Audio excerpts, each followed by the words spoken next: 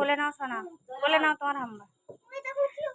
সোনা তোমার হাতে ওটা কি দেখাও দেখি ভালো করে। কে এনে দিল?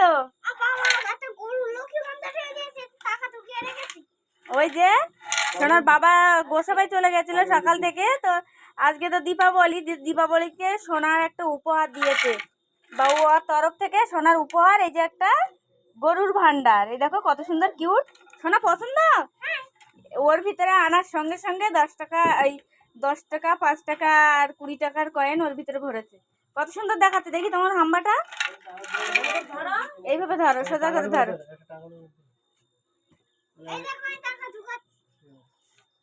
ওই যে পিঠের দিকে একটা ছিদ্র রয়েছে, ওখান থেকে এই যে টাকা ভরে দিয়েছে। কিউট, খুব কিউট। তুমি খুশি তো? দেখি এদিকে ফিরে বলো, খুশি?